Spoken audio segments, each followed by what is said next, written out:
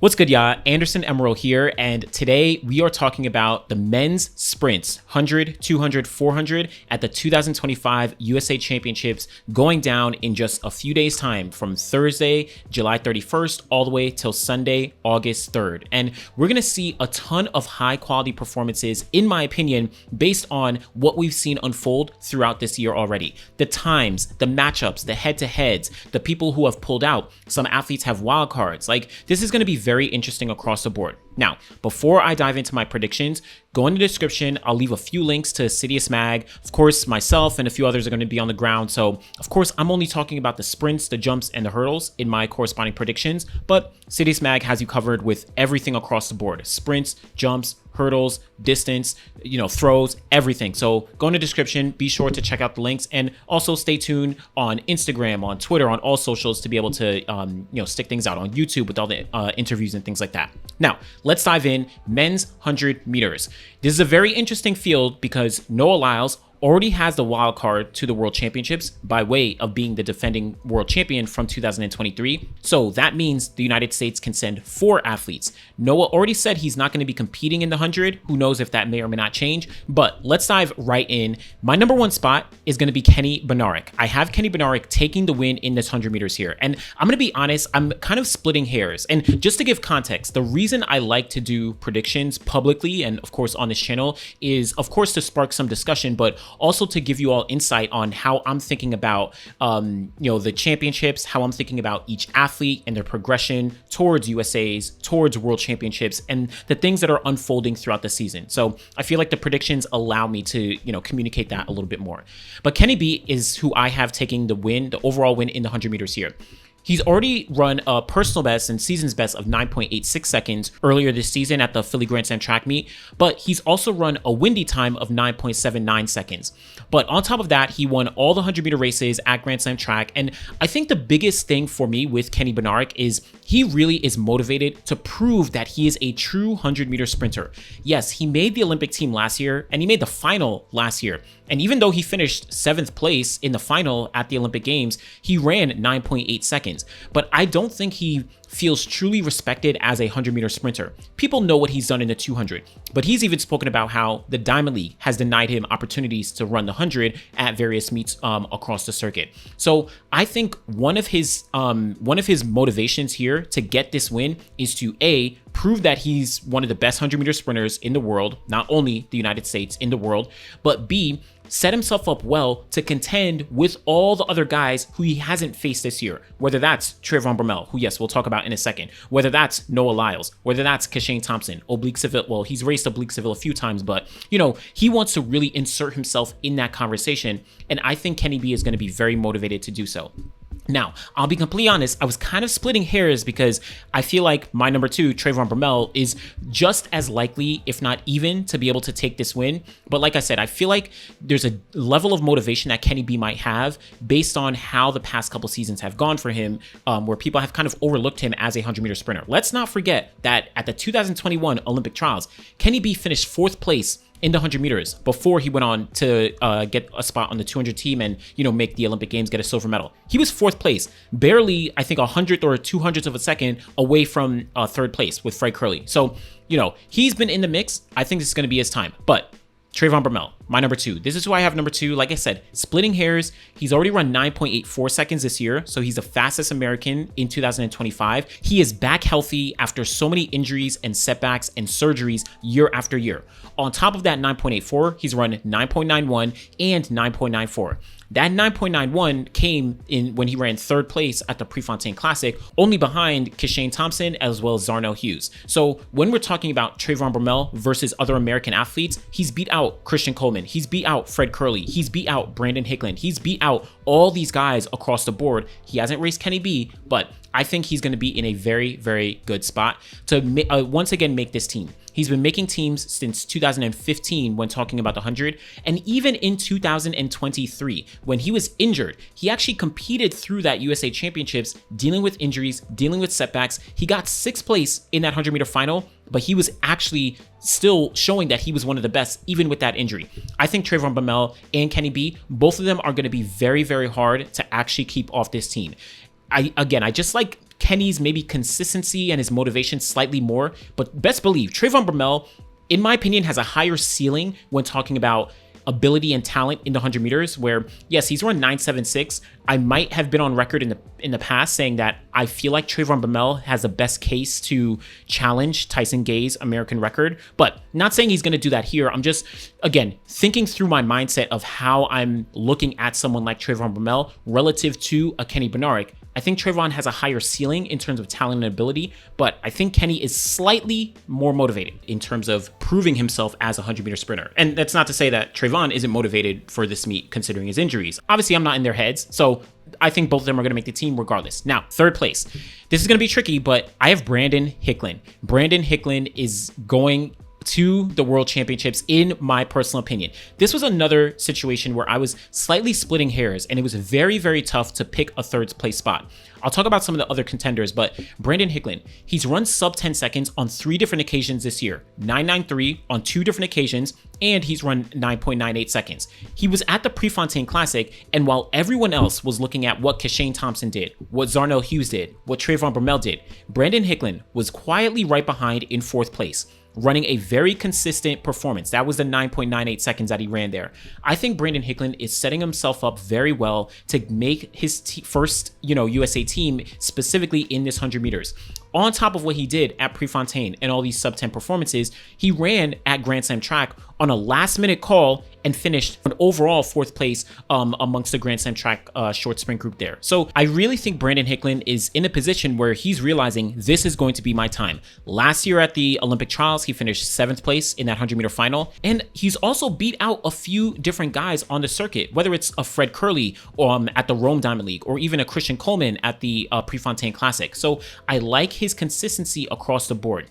Now, I was going back and forth with him and Fred Curley. Fred Curley is arguably, next to Noah Lyles, he is the most consistent sprinter. The idea that he's been able to win Olympic silver in 2021, Olympic bronze in 2024, world gold in 2023, run 9.7 a couple times. When it gets to a championships, whether it's USA's, whether it's the Olympic Games, World Championships, he is going to find a way to show up. Yes, 2023 he didn't get a medal, but every other year, even going back to 2019 when he was at the World Championships, he got a medal in the 400. So Fred Curley is just someone who is always consistent, but it was tough for me looking at Brandon Hicklin's trajectory throughout the season to say that Fred Curley is definitely going to make this team over Brandon Hicklin.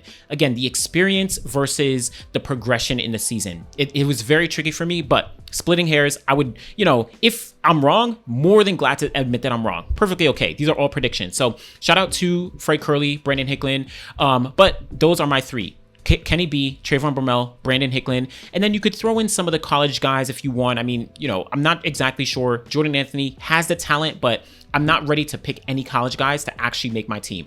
I'm going to put out a video in a couple days on that as well. Now, let's move over. Men's 200. Noah Lyles did say he's actually running this race here. So he's going to be competing in all 3 rounds of the 200. So that's going to present an interesting dynamic considering, he is in contender as favorite for the World Championships, depending on how the next few months progress with, let's say, Boho, Kenny B, etc., etc. But when we look at the field, I am going to say that Noah Lyles is going to get the win in the 200 over Kenny Bednarek, who I have finishing 2nd here. Again, this is splitting hairs. Noah Lyles, coming off injury, got the win at the Monaco Diamond League over Letsile Boho. I think that he's going to get progressively better through the rounds, and we might see a situation like 2022 at those USA Championships, where Noah Lyles came in as a defending world champion, so he didn't need to compete, but he went through those 200-meter rounds. Erriyon Knighton had already run 19.4, and he eventually showed up in that final and ran 19.6. But Noah Lyles just passed Erriyon Knighton in that those last meters and was able to get the win.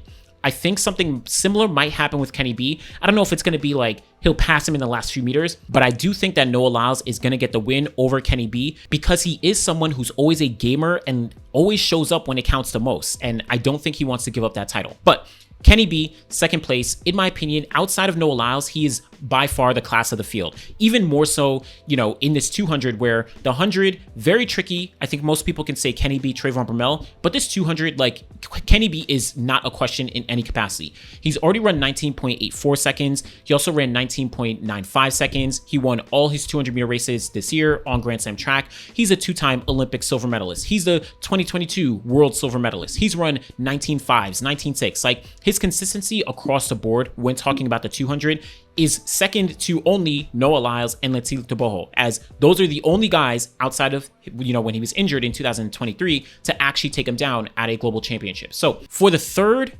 place, I'm going with Courtney Lindsay. I think it's relatively, maybe not too clear, but I think it's relatively clear based on not only this season, but also what we've seen in previous years. Courtney Lindsay, he's run 19.87 seconds. He finished second place to Lyles Toboho at the Prefontaine Classic, ahead of literally everyone else, including multiple American athletes. He also won the Rabat Diamond League ahead of a few American athletes there, and he was second place to Letsile at the Doha Diamond League. So the consistency when talking about the 200 specifically, I think that Courtney Lindsay has it. The only time that he did lose to an American athlete in the 200 was at Grand Slam track in Kingston when Kenny B got the win in the 200 there. So I like where Courtney Lindsay is at. His progression is very, very strong, and he's made the 2023 World Championship team in the 200. So he has the experience of going to a World Championships and at least fighting it out amongst some of the top guys in the United States to be able to solidify his spot. And he's motivated. He missed the team to the Olympics last year. So don't sleep on Courtney Lindsay. He's the next guy who I have here. Noah, Kenny, Courtney. Last place, I don't know if it's too much of a surprise, Robert Gregory. This is who I'm picking to make that final spot to the World Championships in Tokyo this year. And Robert Gregory is someone who I think many people forgot about after he came out of the NCAA, out of Florida back in 2023, I think.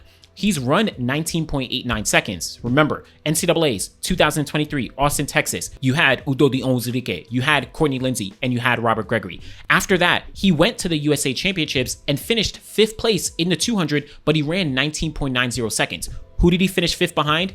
Erriyon Knighton, Kenny B, Courtney Lindsay, Fred Curley. So you're talking about 4 high-quality guys who Robert Gregory finished behind in 2023. Now, he did take a step back in 2024, but he's having a resurgence this year where he's been able to run 22.04 seconds. He has been able to finish 4th place at the Prefontaine Classic, only behind Lyles Toboho, Courtney Lindsay, Alex Ogando, right? So he's finishing amongst some of these top guys. Also, he beat out Andre DeGrasse at the Tokyo Continental Tour, right? So I think Robert Gregory is kind of finding a second rung in his career in a sense, even though he's still young, he's relatively fresh, but I like his trajectory throughout 2025, and I'm putting him on my team. Now, let me give you a caveat here. Erriyon Knighton, to me, is still a question mark in terms of if he'll run or if he doesn't run. If Erriyon Knighton runs, I am putting him on my team. I'm putting him ahead of probably Courtney Lindsay and Robert Gregory. Why? Erriyon Knighton has not competed since April of 2025. But last year, if you remember, when this whole kind of like ban and situation started, he actually didn't compete all of the outdoor season. He ran 1 indoor race in February out in France, didn't run all of outdoors, got to the Olympic trials last minute, lined up for that 200, and he ended up running 19.77 seconds to make the team and finish 3rd place.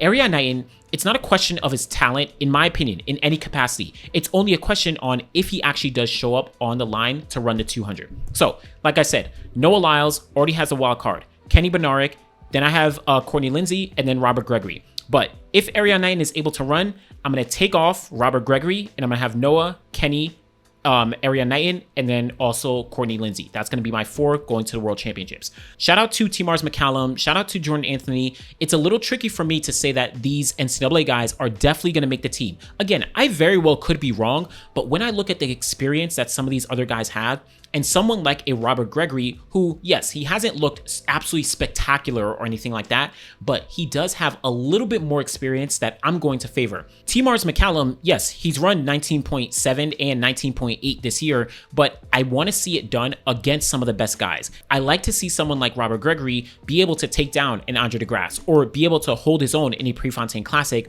rather than a one-off performance. And this is not to say T-Mars McCallum is a one-off athlete in any capacity, but I like to see it against the top guys in the world when the pressure is on, and this 200 meter field is nothing to play with. So that's my 200. finish things off with the men's 400. I already spoke about this in the previous video, but Quincy Hall, the Olympic champion, he's not entered to run the 400 here. So that means it opens up a spot. Now, Quincy Hall, he could go to the Diamond League final. He can get a wild card, whole different thing. But again, check out the previous video that I did. We're not talking about that today. Number 1, Chris Bailey. I think Chris Bailey is the most consistent 400-meter runner in the United States this year. And it may sound crazy because you have other guys who've run sub 44 seconds. And right now, Chris Bailey, he's only the 4th fastest American in the 400 this year. But his consistency, as I said, is, in my opinion, standout amongst all the other guys. He won the Grand Slam track meet in Kingston. He won the Racers Grand Prix. He won the Diamond League in China. He is undefeated against all Americans this year. All Americans. He lost 2 races. One race at one of the Chinese Diamond Leagues, and then he lost the Prefontaine Classic. In the Chinese Diamond League, he lost to Bapundori from Botswana. In Prefontaine, he lost to Matthew Hudson-Smith from Great Britain. He's never lost to an American athlete. That is the consistency that I like to see going into a USA Championships. And yes, he ran really fast early on, 44.17 seconds, personal best, all the way out in early May if I'm correct. But he then improved that personal best more recently at the Prefontaine Classic with his 44.15 seconds. That to me shows that he is planning his 2025 season very strategically to ensure that he's ready for the USA Championships. He made the Olympic team last year. He made the Olympic final last year. He has an extremely fast split on the 4x4 leadoff leg from last year.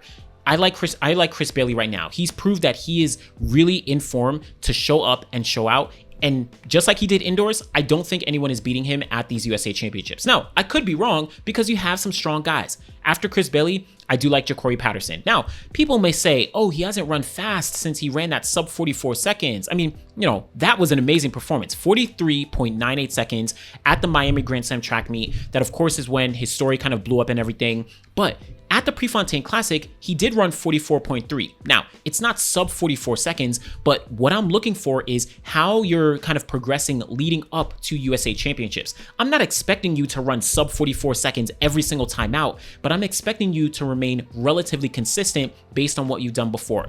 So he's run the 43.9, he's run 44.1, he's run 44.3, and he held his own, finishing 3rd place at the Prefontaine Classic. So that really did kind of justify what I've seen in 2025 this year. And that Prefontaine 3rd place, that was the only 400-meter loss for him this year. Remember the Rabat Diamond League? He actually won that race, and he finished ahead of the Olympic champion, Quincy Hall, who's been making progress this year. So I do like where Ja'Cory Patterson is at, and he's running on another level of motivation, in my personal opinion. So Ja'Cory Patterson, he's my 2nd place. I'm going to be honest, 3rd place is a very, very big toss-up, complete toss-up, if I'm being honest. And I'm not confidently, but I'm going with Bryce Deadman. I think I'm sticking with Bryce Deadman. He started off his 2025 season relatively strong, ran 44.30 seconds up in April.